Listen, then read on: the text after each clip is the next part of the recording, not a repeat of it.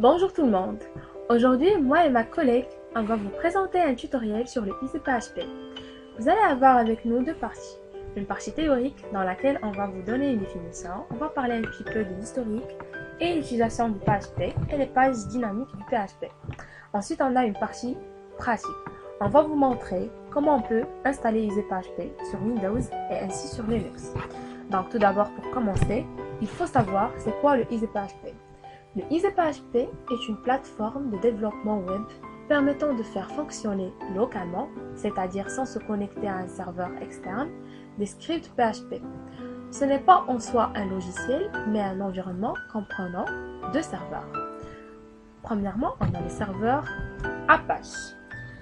Apache est un serveur web, serveur HTTP, Hypertext Transfer Protocol, qui a été développé pour le World Wide Web. Apache est un logiciel libre servant des requêtes respectant le protocole de communication client-serveur. Ensuite, on a le serveur MySQL. MySQL est un système de gestion de bases de données relationnelles. Il fait partie des logiciels de gestion de bases de données les plus utilisés au monde, autant par le grand public, applications web principalement, que par des professionnels. C'est un logiciel libre, développé sous double licence, selon qu'il est distribué avec un produit libre ou avec un produit propriétaire. Et on a une administration SQL qui s'appelle PHP MyAdmin. Le PHP MyAdmin est une application web de gestion pour les systèmes de gestion de bases de données MySQL, réalisée en PHP et distribuée sous licence GNU-GPL. Il s'agit de l'une des plus célèbres interfaces pour gérer une base de données MySQL sur un serveur PHP. Cette interface pratique permet d'exécuter très facilement et sans grande connaissance dans le domaine des bases de données de nombreuses requêtes comme la création de tables de données, les insertions, les mises à jour, les suppressions, les modifications de structure de la base de données. Ensuite, on a le PHP, qui est un interpréteur de script. Le PHP est un langage de programmation libre, principalement utilisé pour produire des pages web dynamiques via un serveur HTTP. C'est un langage de script HTML exécuté du côté du serveur. Sa syntaxe est largement inspirée du langage C, de Java et de Perl, avec des améliorations spécifiques. Le but du langage est d'écrire rapidement des pages HTML dynamiques. Pour l'historique, l'origine de PHP remonte à 1995, quand Rasmus Lerdorf a créé PHP, une librairie de script Perl utilisée pour la publication de son CV sur son site personnel. Au fur et à mesure des évolutions, la librairie a été portée en C et agrémentée de nouvelles fonctionnalités pour créer des pages dynamiques simples pour le web et accéder à quelques sources de données. PHP peut être utilisé comme langage CGI pour rappel un script ou programme CGI est un programme comme un autre mais dont la sortie est dédiée à un navigateur. Par exemple, un programme Shell, C ou Perl qui sort du HTML. PHP étant un langage script comme un autre, on peut l'utiliser dans ce cas. Les pages dynamiques du PHP. PHP est un langage server-side ou bien côté serveur. Lors du chargement du PHP, c'est le serveur qui va lire et interpréter et exécuter le code. Puis, il renvoie le résultat, généralement sous la forme de code HTML, au navigateur. Ainsi, le navigateur et l'utilisateur ne voient jamais le véritable code PHP exécuté. De plus, le résultat étant une page web classique en HTML. Pas besoin d'installer sur le client des composants spécifiques, par exemple Java. Il n'y a donc pas de notion de vitesse d'exécution du côté du client, mais celle du serveur est prépondérante. Et pour télécharger EasyPHP, je vous conseille d'accéder au site easyphp.org/download.php. Comme vous voyez, on a 3 serveurs. Le premier qui s'appelle DevServer pour Windows 7, 8 et 10. Et le deuxième pour Windows XP. Et on a dernièrement Web Server. Donc la différence entre le Dev Server et le Web Server, c'est que le Dev Server, c'est pour le développement. Et le Web Server, c'est pour l'hébergement de site. On choisit le premier, on clique sur le premier. Et voilà. Vous allez cliquer ici pour le télécharger. Et votre téléchargement va se lancer. Je vous conseille de lire tout ça. Donc, quand vous allez le télécharger, vous allez l'avoir ici sur téléchargement et vous allez cliquer sur EasyPHP. Vous allez cliquer bien sûr sur lui. Ensuite, vous devez choisir votre langue, si vous voulez par exemple l'anglais ou bien le français. Ensuite, vous allez l'ouvrir dans ces dossiers. Vous allez cliquer sur suivant. Ensuite, vous allez cliquer sur suivant. Ça, c'est pour les tâches supplémentaires. Et vous avez l'installer. Ça va prendre juste quelques instants.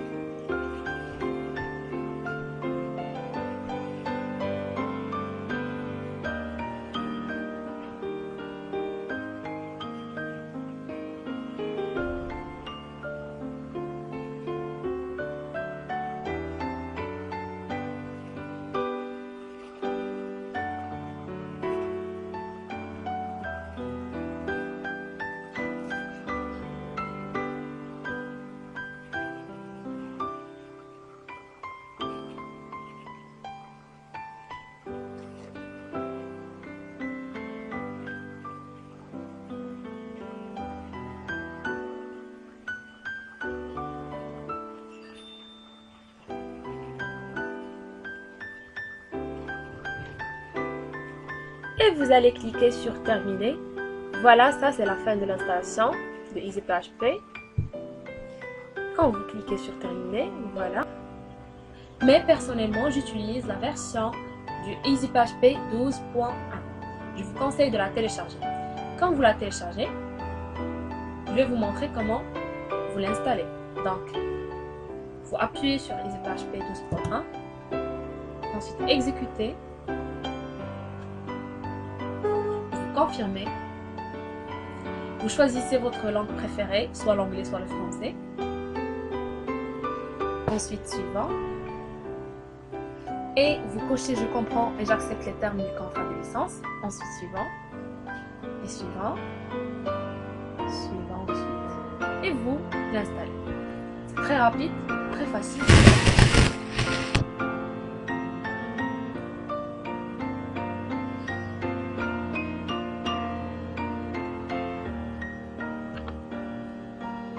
Ensuite, vous cliquez sur terminer et voilà. Et voilà, quand vous allez terminer l'installation, une petite icône va s'apparaître ici, comme vous voyez. Donc, vous cliquez droit sur administration et voilà.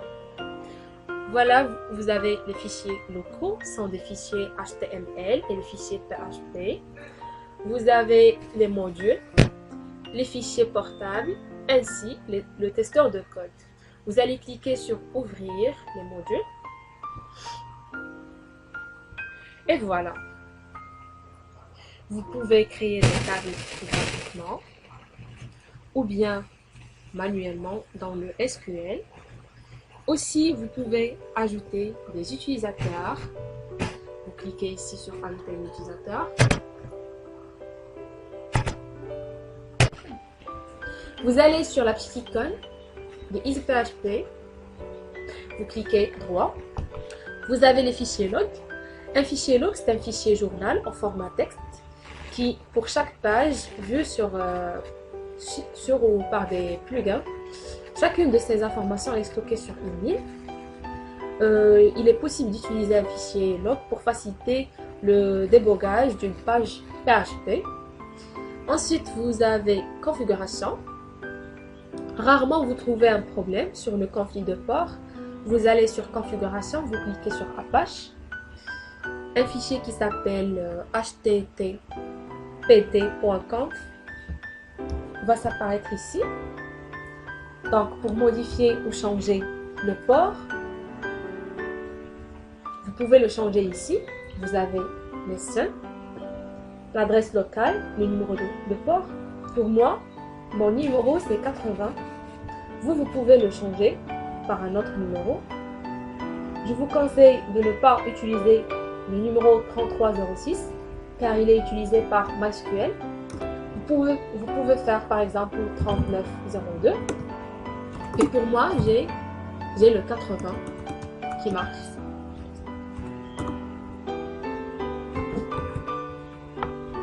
Donc, c'est ça le problème de configuration d'Apache. Vous pouvez le résoudre ici. Et pour supprimer le EasyPHP, vous allez sur le disque local C, ensuite Program Files, ensuite vous allez chercher EasyPHP et vous allez le supprimer. Donc, vous devez supprimer tout le dossier. C'est très facile de le supprimer. Voilà donc comment.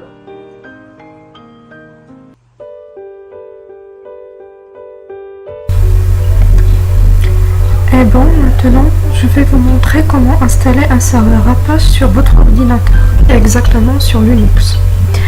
D'abord, c'est quoi Apache? À quoi sert-il? C'est un logiciel qui permet de simuler un serveur web pour l'exécution du programme PHP. Comme nous savons, il existe deux types de sites internet, les sites statiques comme les blogs, etc.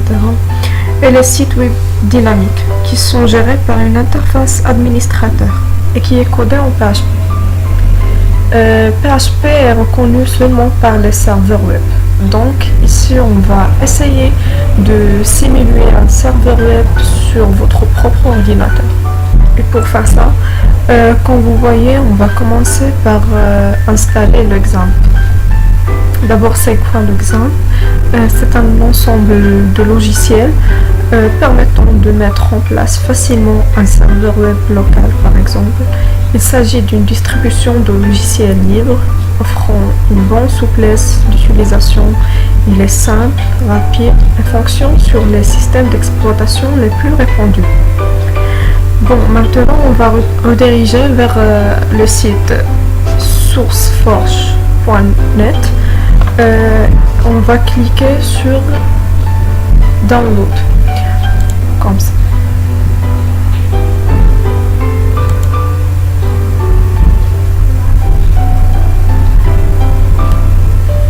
Ici, comme vous voyez, le download will start shortly.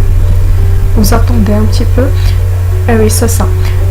Vous cliquez sur Save File pour qu'il se télécharge. Moi, j'ai déjà téléchargé, donc c'est pas la peine. On passe maintenant à l'installation.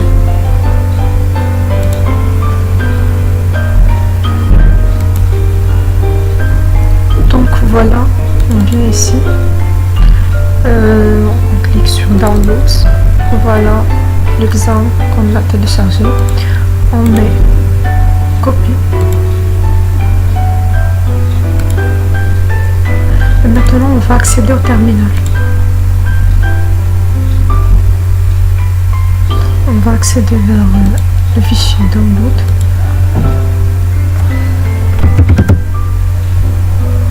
Comme ça.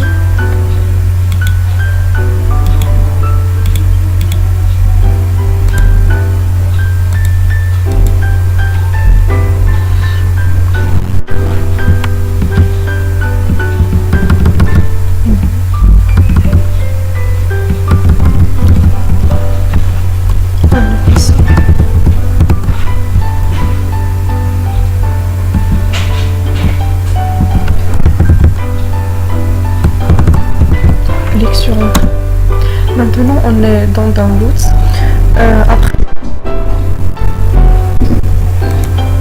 Après on doit donner au terminal les droits administrateurs. On tape sudo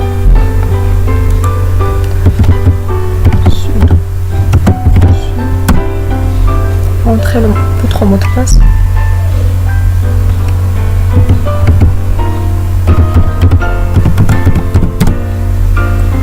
C'est-à-dire tout ce qu'on va rentrer nécessite les droits administrateurs.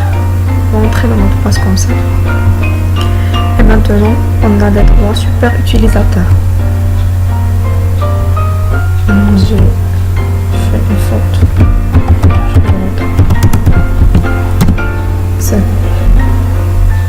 D'abord, on doit donner à notre fichier le droit d'être exécuté. Donc, vous tapez comme ça.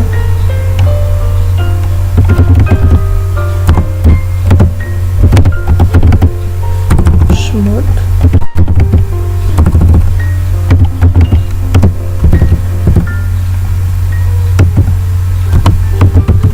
R. Passe. Juste le nom.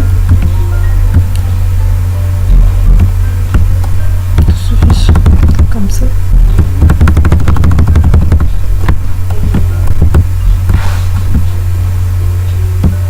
Vous cliquez sur Entrée. Comme ça. Ensuite, on va maintenant notre fichier est exécuté. Ensuite, on va l'installer. On met comme ça, paste. Encore une fois. On supprime ça. On ajoute le point, comme ça.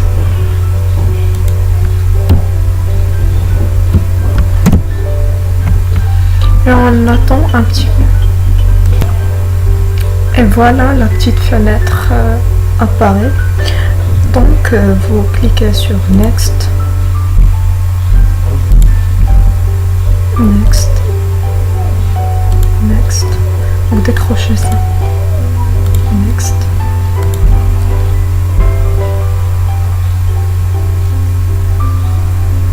Vous attendez un petit peu pour qu'il s'installe.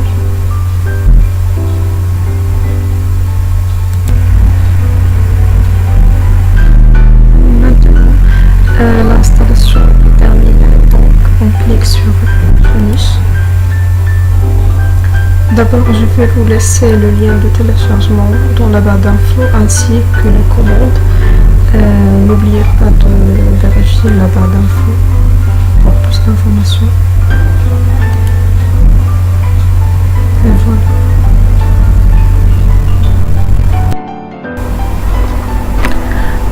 Bon, maintenant, on va créer un dossier dans lequel on va mettre tous les fichiers que vous devriez ouvrir. On prend le terminal une autre fois.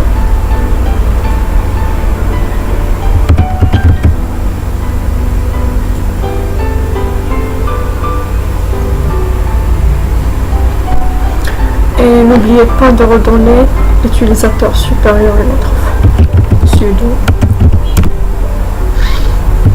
Entrez votre mot de passe.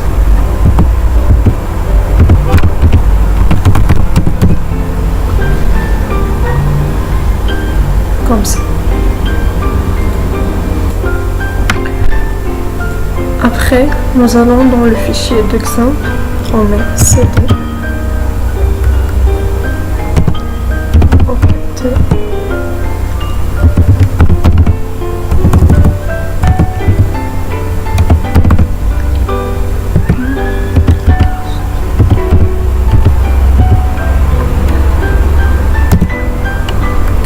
Bon, là on va créer un dossier qui s'appelle Programs.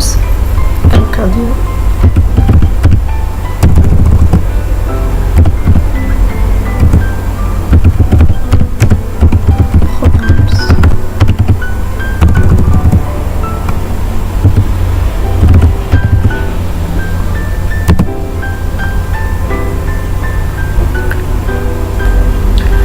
Et maintenant, on va donner le droit à tout le monde d'enregistrer un fichier, car l'exemple est enregistré dans les fichiers système. Du coup, quand vous êtes connecté sur votre ordinateur, vous ne pouvez pas créer ou modifier des fichiers dans ces dossiers. C'est pour cela on montre la commande suivante.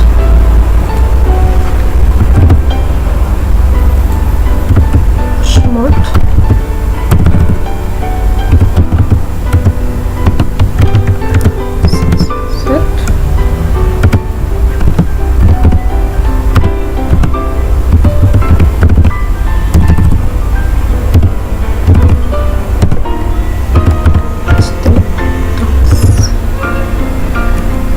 comme ça pour me permettre d'ouvrir les droits. Maintenant on va ici, computer, on cherche apt, acheter docs et voilà programme. On clique droit sur la souris. Voici propriété. On dirige vers permission. Et ici,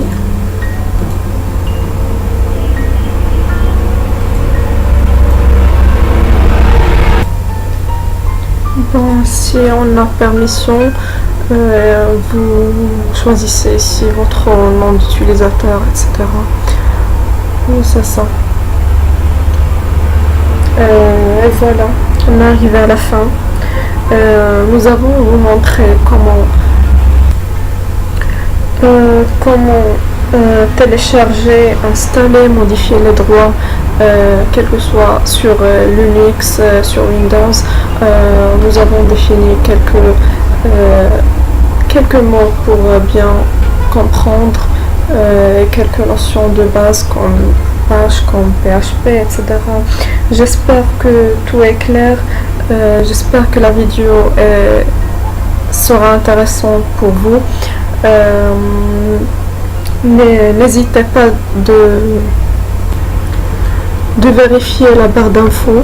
Nous avons vous laissé les liens du téléchargement, les commandes que vous avez utilisées et toutes les informations. C'est tout. Merci d'avoir regardé notre vidéo. Au revoir.